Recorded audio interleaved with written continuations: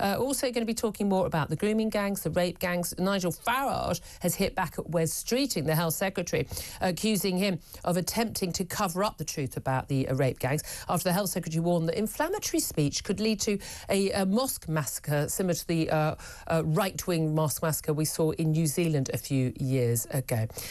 This is Talk. Welcome to the Home of Common Sense. Welcome also to former Conservative Government Advisor Claire Pearson, who joins us. Thank you so much for joining us today. Now, if you're watching on the telly or on the YouTube, whatever we're on this week, so difficult to keep up. Claire has got a lovely little fur number on there, which would be great if the studio was as cold as it has been in recent weeks. But today, randomly, it's boiling hot. So we're just going to slowly melt, aren't we? We are, but it's soft and fluffy. But hey ho. Now, there's lots to talk about today. I'm not talking about spending cuts. The question I want to ask you specifically, though, Rachel Reeves, having gone off to court Chinese investment, made it really clear, this Labour government, that it's all about China, because basically we get pretty much everything we buy from China now.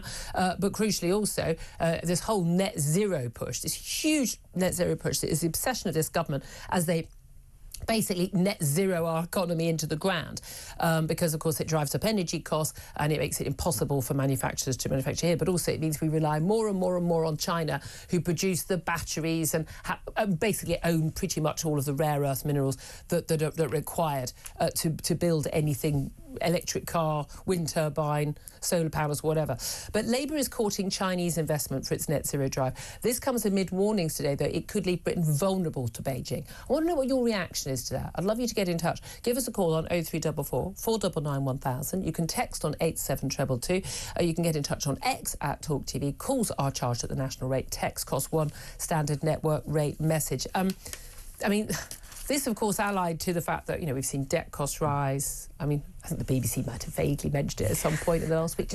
Got vague news in brief. Not that it's important. I mean, there's a fire affecting celebrities' homes. That's obviously much more important in California than our economy going into the depths of Hades.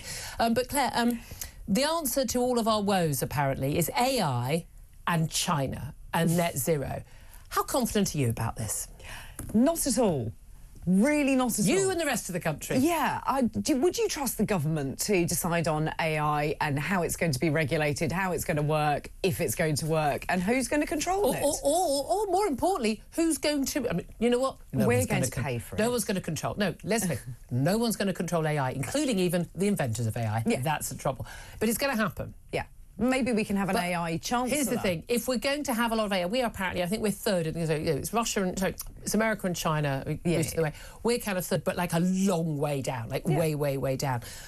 Loads of AI technology has actually come from Britain. We have brilliant expertise here. We have great innovation here. What we aren't very good at is then turning those companies into multinational companies. We just basically, Google buys it up, or someone else buys it up, or they move to America. They move somewhere where these sort of things are encouraged, where you can get cheap electricity, you can run these things. AI involves absurd amounts of electricity. Our energy costs, industrial use, are 5 times. Electricity costs 5 times as much here as it does in America. You're not going to run an AI company here if you've got a choice between here and America. You're not, are you? You're not going to keep your servers here because data centres, I know they want to remove all the planning restrictions, but even so, you've still got to put up a massive data centre. It's a massive bit of infrastructure which is very heavily reliant upon electricity. For cooling it as well. And, reliable electricity. You can't have it go out. So reliable? Why would you want reliable energy? Oh, Claire, you and your strange 20th century ideas. Uninterrupted supply. Wouldn't that be a nice thing, even though the lights were very nearly turned off last week, which the government has skated over, seemingly. It's utterly mind-blowing. It is, but we could have an AI government if they're so keen. They might do better. Couldn't do worse. Have you noticed, everyone says, oh, it's amazing, and I'm sure it is the future. I get, they can basically, do quantum physics in a nanosecond, and so, so running all the tests for something, for cancer, for whatever. I absolutely get that there is a role for it, and I'm not a Luddite. Let's go for it. But there is still an element where I don't know if when you do a Google search now, the AI answer comes up first. It is invariably not remotely relevant or just plain wrong. Yes. I mean, the thing about AI, it's learning on the internet. The internet's full of a load of absolute nonsense and garbage. Yeah. It's not reliable. And there's talk about how it can be used to sort of, plan, help teachers and help them with their work. It can be used to draft emails and things. I got a reply from someone who'd asked for work experience with my show and then was incredibly rude, didn't respond to my emails, which I thought was quite a weird way of starting out your career. And I wrote a very polite but firm, just FYI, this isn't really how you go about things. And I got a response, and I read it out to my husband, just like, can you believe this incredible response from this person? And I was asked to offer this possible experience as a favour to someone else. So it was I really was just quite bizarre. And I read it out, and my husband, who works in IT, just went, oh, that's an AI. That's an AI response. Suppose I want to be a journalist, wrote their email to me using AI, and it was terrible. But we've seen that, haven't we? Sort of ChatGPT and also the online assistants, the bots that you have to speak to. Yeah. They might be really good at creating nanoparticles and solving problems, but not customer service when I want to try and cancel my car insurance.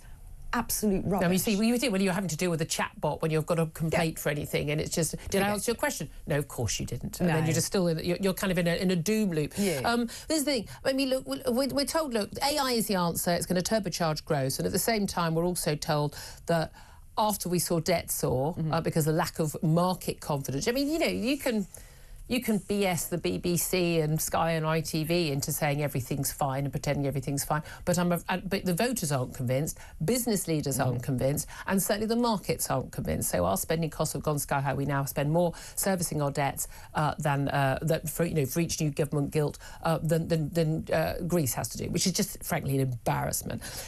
When all this was happening at the end of last week, Rachel Reeves was on her way to China, but it's all about boosting trade and investment with our one of our biggest trading partners.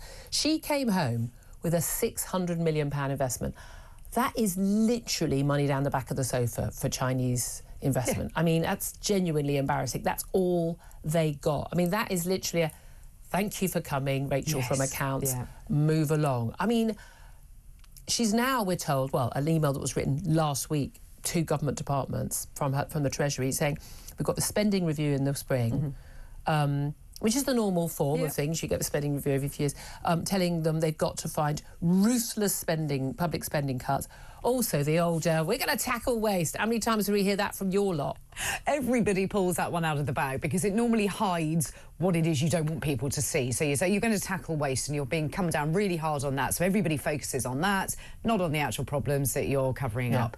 Not suggesting that they are, just for clarity. They may be. I would say by definition, any department with a load of waste in it, that permanent secretary should be sacked immediately anyway for failing already. Yeah. I wouldn't trust the person who's presiding over waste that could be easily tackled to then tackle the waste that could be easily tackled. Is it just me?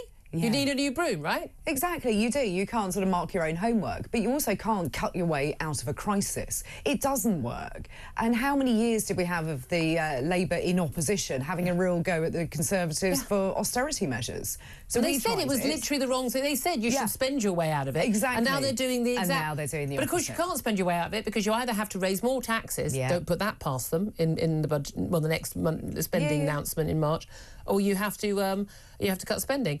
They said you shouldn't cut spending, and they said they wouldn't raise taxes. But, I mean, we're probably going to get both. We are going to get both, I should imagine. I don't see how you can get your way out of it otherwise. Do you trust them to cut the right spending? There's plenty of government spending that could be cut. There'd be lots that you can cut. I think that most of my audience and I could walk into any government department. I think we could walk into any business, walk into any NHS hospital, walk into any school. We could cut spending. We could cut waste. You have to just ask the people who work there. You come into this building and said to us, OK, what could we cut spending? We would be able to give you 10 good ideas. There is no matter how well run a business is, how well run an organisation is, there are always ways that they can be improved. They are, and it isn't difficult to have a look at it when you have people doing the same job. So you've got 2 or 3 people basically doing the same job, slightly different job titles, but because it's a civil service, You can't get rid of them. Yeah. That has to change. But is the answer courting Chinese investment for net zero? I mean, given that net zero is part of the problem? No, net zero is going to make us poorer. So why are we asking another country to join in and help make us even more poor? China thinks it's hilarious. Oh, I bet it does. Sitting there laughing, it's given them a sort of, down the back of the sofa change for one contract or whatever it is. It's not very much. And they go, well, that keeps them happy. But basically, I mean, they provide pretty much all of our electric cars because you can't make cars in this country cheaply enough because of the energy costs and the the cost of everything else. They basically bought up over the last 20 years pretty much every country in the world that produces crucial natural resources that go into making your wind turbine, your battery, your everything. They own all of that stuff. If we're just buying Chinese cars and we're getting all our solar panels and our wind turbines from there, by the way, they don't last that long, and then you have to put them somewhere. I mean, we're just going to have at some point in about 50 years' time, if this carries on, we are going to Britain is just going to be we're going to be a failing NHS with a big pile of wind turbines just all around the edges. That's all we're going to be. We're not going to be anything else. I mean, this is where we're heading. But they are a hostile nation state. Which part of this don't Labour get? Now, Cameron and Osborne wooed China. Yeah. Well, that was at a time when maybe it would be forgivable that, they were opening up. Xi Jinping has made it really clear that he ain't that guy. Xi Jinping absolutely wants to become the dominant economy, the dominant political and military force in this world. He is a murderous, autocratic tyrant. Whatever you think of Donald Trump, Xi Jinping is a lot worse.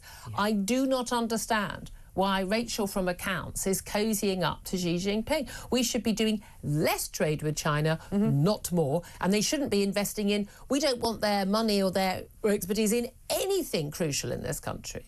No, because we can have it ourselves. And when you look at 40% of all solar panels in Britain are made from Chinese companies with links to slave and forced labour. And made in factories powered by coal. Yeah.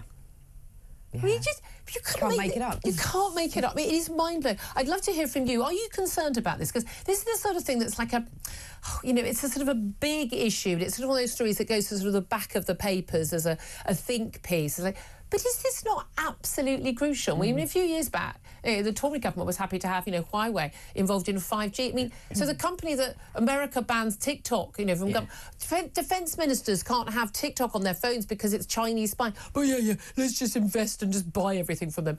Are you worried about this, particularly with AI? I mean, they're going to have more say over that because, again, they're going to be able to power this, and they're numbers 2 in the world on this.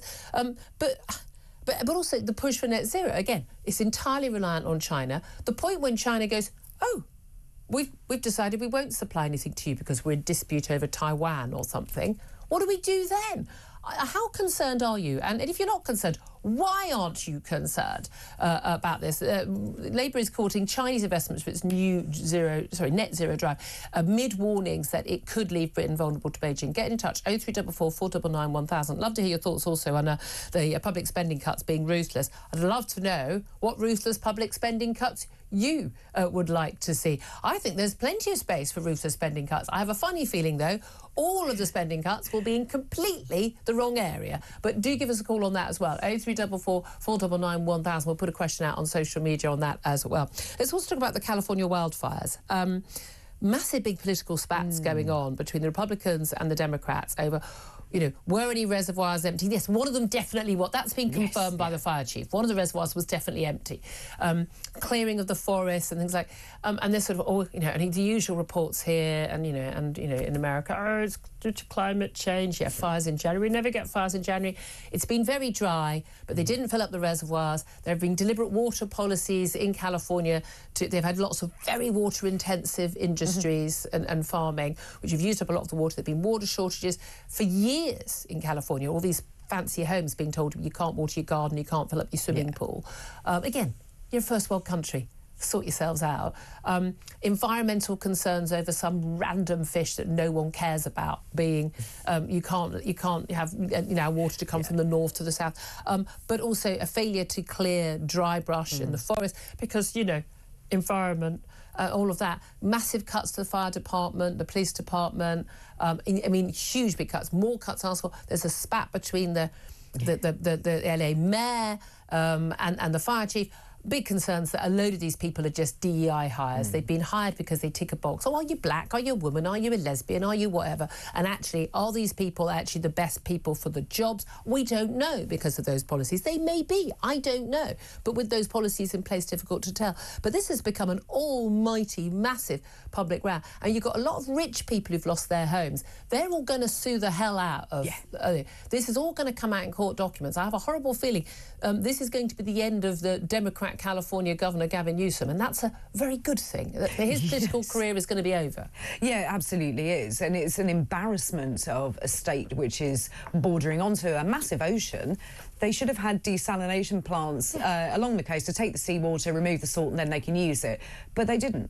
They said that they didn't need it, didn't want it, wasn't good for the environment. Even though they have wildfires all the time. Exactly, and you've got a huge body of water. Why would you not look at that?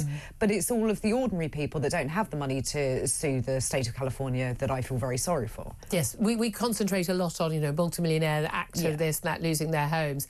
Difficult. I mean, I'm sorry for anyone losing their home in any circumstance. We know, you know, a couple of dozen people have lost their lives as well.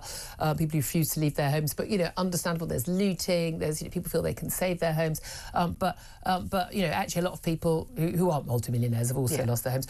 What did you make of Meghan and Harry doing their little visit? Cameras happening to be present. Apparently they did do a lot of stuff behind the scenes as well. There's a lot of emotion and hugging. An actress, Justine Bateman, though, has labelled Meghan Markle and Prince Harry disaster tourists. The hilarious thing is the announcement from Meghan that her Netflix series, this dire-looking really cooking series, she's going to delay the release because she wants to focus on the people who've been hit by the fire. When I saw that, I assumed it was a spoof tweet. And it wasn't, it was real. It came up on all the breaking news apps as well. My phone sort of last night. But also, that's breaking news. Exactly. That was my first thought. Random woman married to a bloke who used to be in the royal family. Says she's delaying her Netflix cookery series is breaking news. I mean, she manages to make this all about her, doesn't she? No. Really? I think you'll find it is all about her. It is about Meghan. But, I mean... It is about Meghan. Everything's about Meghan. Anybody really bothered? Do we need to see her sandwich making? No, but also my thing is, it's like, you know, you've just lost your home, you might have lost a family member, you're worried where your pets are, your insurance isn't valid, or you got nowhere to live. The cost of rebuilding are going to be off the scale because everybody's going to be wanting builders at the same time. By the way, if you're a builder, move to California now, maybe my top tip. But what you really need at that point is a hug from sodding Meghan. Yes. I mean, have they not suffered enough? Well, this is it. Unless she's going to give them some money to help rebuild their house, I'm not sure what use she is. Yeah, indeed. Standing there looking around for a camera. That's the thing, exactly. Are you handing out useful stuff? Otherwise, no one's interested yet. Exactly. Look, I want to talk more about the grooming gangs. I want to talk about other worries that the government has. Tulip Siddiq, anti-corruption minister in the Treasury. Does anyone think Tulip Siddiq's going to be in her job by the end of this week? Because... I mean, I would say, I mean... No. She's gone by the end of the month, I can tell you that, for starters.